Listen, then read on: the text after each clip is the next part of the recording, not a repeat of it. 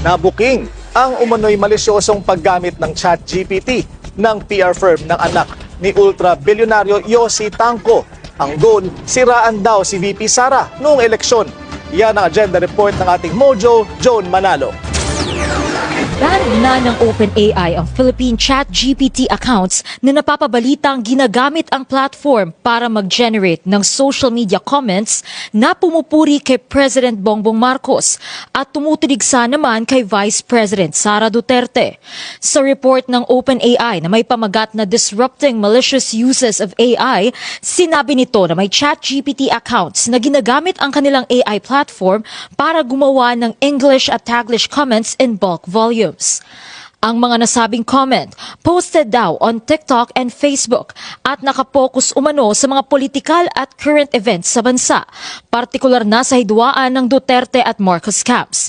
Revelasyon din ng OpenAI, konektado ang aktibidad na ito sa Common Sense, na isang commercial marketing company sa bansa na nakabase sa Makati City.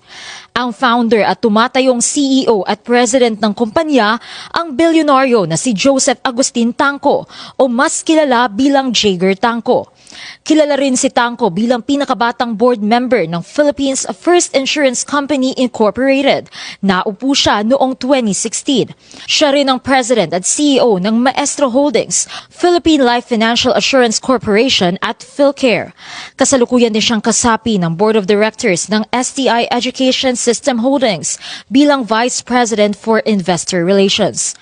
Ulat ng OpenAI, ginamit umano ng theater actor o ang mga nasa likod ng comments ang ChatGPT para i-analyze ang social media post tungkol sa political events sa bansa, lalo na tungkol kay PBBM.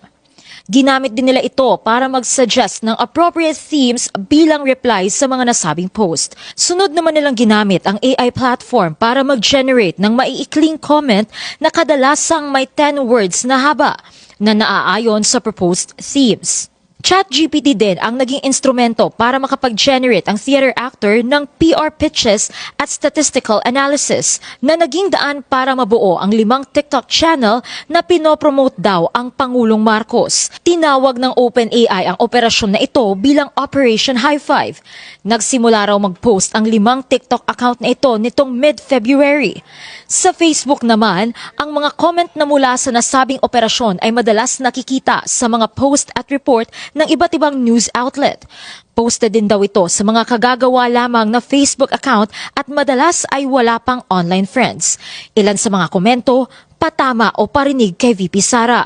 Dahil dito, mas umiigting pa raw ang tensyon sa pagitan ng dalawang kampo. Wala pang komento o reaksyon ang Common Sense tungkol sa report ng OpenAI na unang nilabas noong June 5.